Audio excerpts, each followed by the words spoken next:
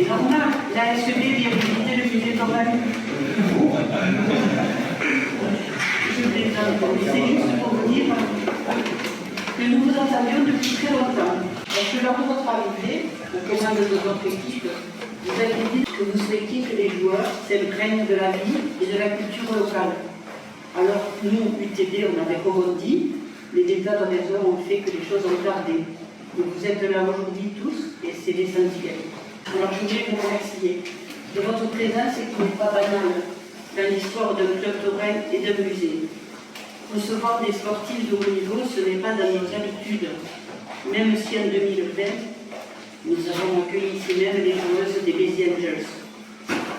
Notre souhait est de faire découvrir ce lieu, même aux personnes qui ne sont pas particulièrement attirées par la tauromachie.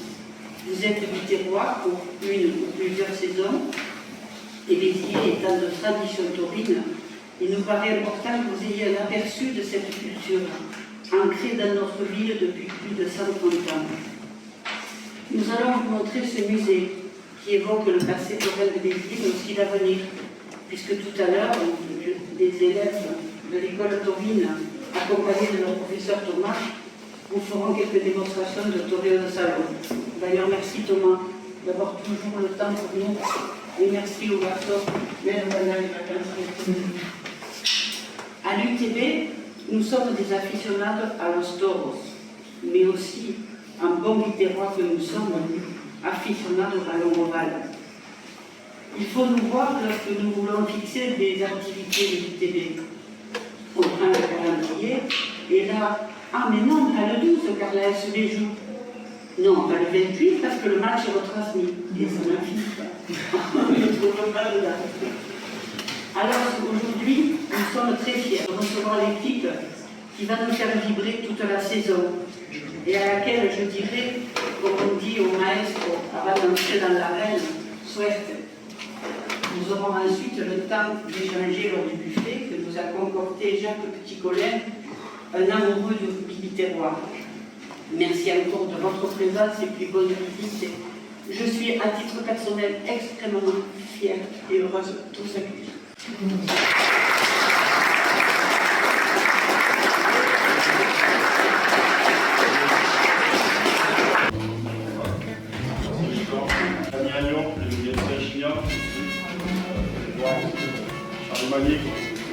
Charles José Luis González, Yanis Boulacel, qui est avec des tournois, Ténor Montignac, le roi Fouquet, voilà, ici.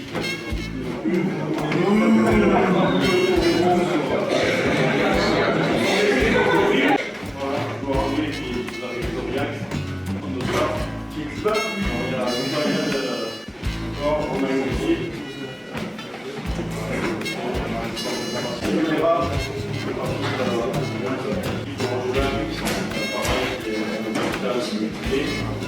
Monsieur le joueur aussi ici, d'accord, Pierre Bassano, le joueur de centre de formation, Lara Mondier, Aïe, Kumar, aussi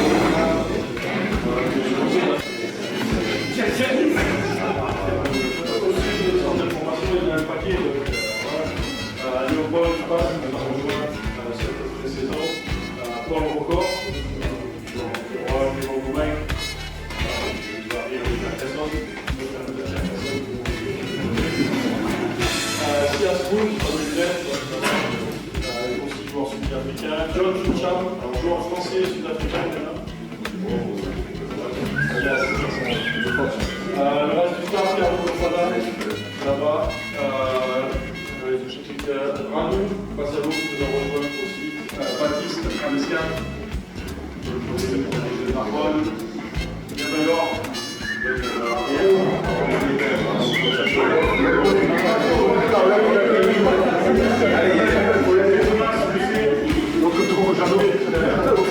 Notre mascotte, derrière Royo, Pierre Perrault, Titi, pour inviter la boutique de nos staff, Giovanni aussi, le staff, notre émat important, Jean-Pierre Zélo, Paul Rowe, aussi, jeune joueur aussi du centre de formation, aussi. Comme il faut, plus.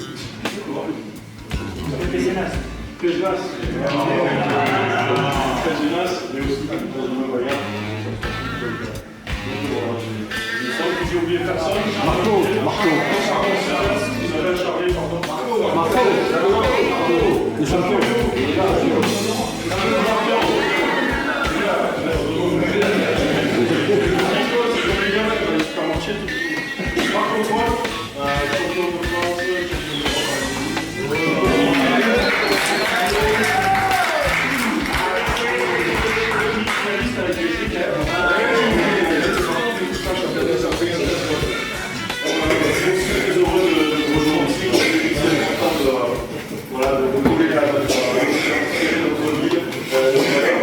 C'est vrai que depuis 3 ans, voilà, on a fait pas mal de tours de tous nos lieux qui sont importants pour nos joueurs.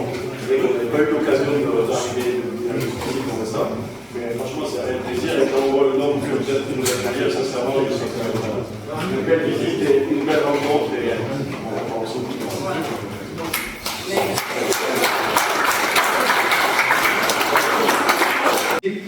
On a 3 niveaux différents. On a Hugo qui est un jeune qui vient à peine de rentrer et qui rêve d'être torero. Et Bastien qui lui n'a plus ce rêve-là, puisque l'âge est un peu passé, mais il a envie d'apprendre à toréer et peut-être un jour tuer un novillo, c'est pour sa satisfaction personnelle. Ça s'appelle le torero de salon. Normalement, l'entraînement d'un torero, c'est d'abord ça, on répète les gestes tout seul.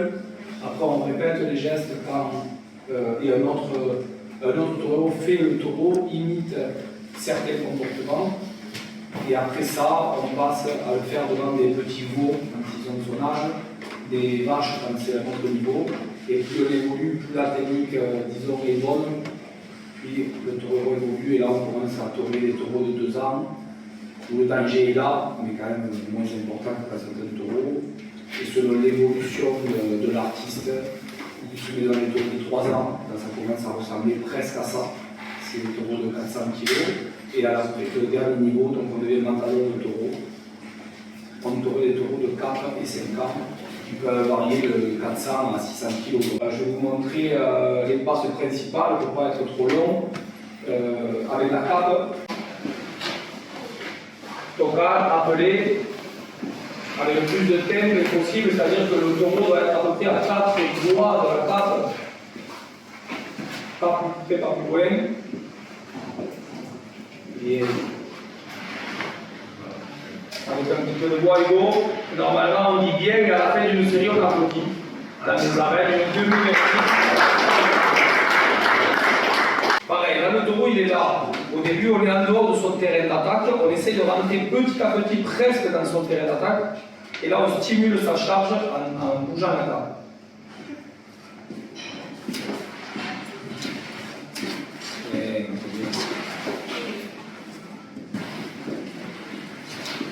Bien. Tends les jambes le plus possible. Bien, cette charge. Très bien. On toque. Et les mains vont arriver là à faire quelque chose.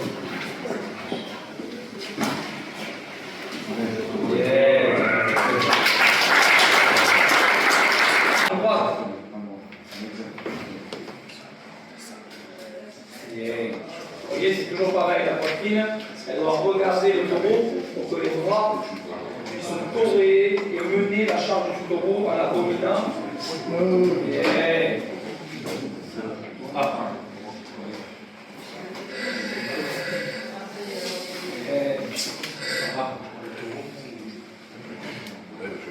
Tu iras par une clincher, on est différent.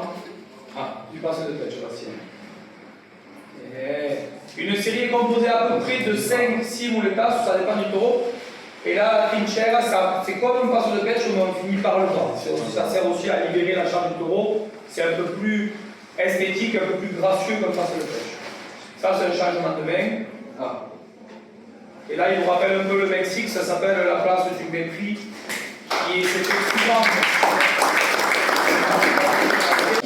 Maintenant, le taureau il est là.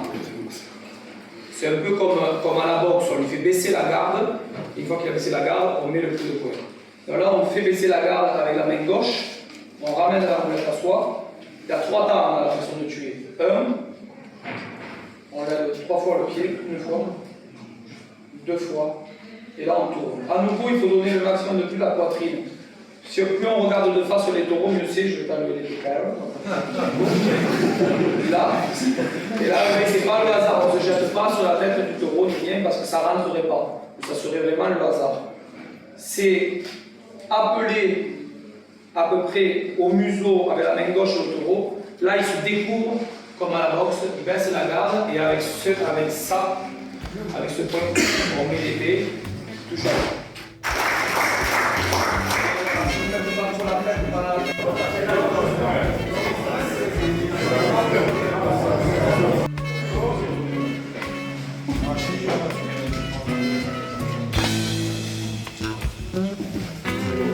Merci. Là, le taureau il fait comme ça. Ça forme, ouais, ça serait ça, et ça serait ça.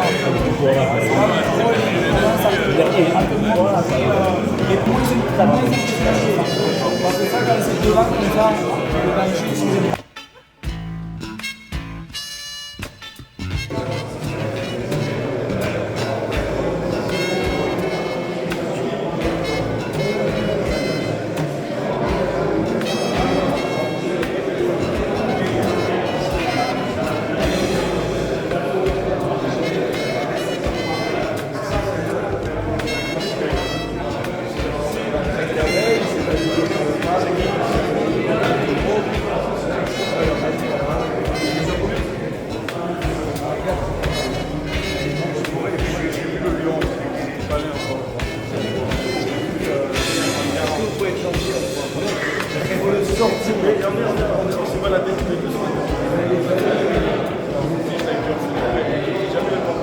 C'était juste pour vous dire 3 mots, parce que bon, parce qu'on n'est pas chez nous, encore que c'est pas vrai, ce lieu appartient à la ville, mais il est surtout le fruit du travail de toute une équipe qui est dirigée par vous, à qui je ne cesse de rendre hommage. Vous ne pouvez pas aimer le métier, vous ne pouvez pas vous intéresser à lui, vous ne pouvez pas vivre à métier, vous ne pouvez pas être curieux de métier et ne pas vous intéresser à la tauromachie. Intéresser, ça ne veut pas dire adhérer à la tauromachie. Moi, j'ai quelques réticences sur la tauromachie, que vous savez, mais c'est une autre chose. La tauromachie, ça fait partie de l'histoire de ce pays, de l'histoire du milieu. Ça fait partie de l'histoire espagnole, ça fait partie de l'histoire méditerranéenne. Et s'intéresser à la tauromachie, c'est essentiel pour comprendre 2 ou 3 choses. 2 ou 3 choses qui doivent vous intéresser. La tauromachie, c'est à la fois plein de choses. C'est à la fois des athlètes, on va en parler quand même, parce que se trouver face à un taureau de 600 kilos, c'est quand même pas tout à fait. Je sais bien qu'ici, vous êtes habitués à faire des mêlées avec des gens en face qui sont costauds, mais le taureau, il est dangereux. C'est quand même un condensé de courage. De courage et de savoir-faire. Ça, c'est pas un courage brouillon, c'est un courage qui s'appuie sur une vraie technicité. Vous êtes courageux de jouer, de prendre des coups, et en même temps, vous avez des gens qui essayent d'organiser tout ça. La tauromachie, c'est tout ça. Il faut que vous alliez voir la tauromachie. Le 15 août, vous aurez une corrida exceptionnelle. Exceptionnelle. Que vous voulez, si vous voulez aller voir, s'il y en a qui veulent y aller, vous me le dites, enfin vous le dites à Pierre, qui viendra me le dire, et on invitera les gens qui ont envie de venir le 15 août, c'est exceptionnel. Complètement exceptionnel. Voilà ce que je voulais vous dire. Et venir ici, c'est se baigner dans cette culture-là. C'est apprendre cette culture-là. Il faut vous frotter à des univers qui ne sont pas les vôtres. Le sport, c'est formidable, mais il y a des mondes autour du sport et tout. Et un des mondes, ici, c'est la tauromachie. Et vous avez ici exposé tout un tas de choses qui donnent la dimension à la fois le courage, la culture, tout ce qui rappelle, tout ce qui est empreint, qui sert de noyau à la tauromachie.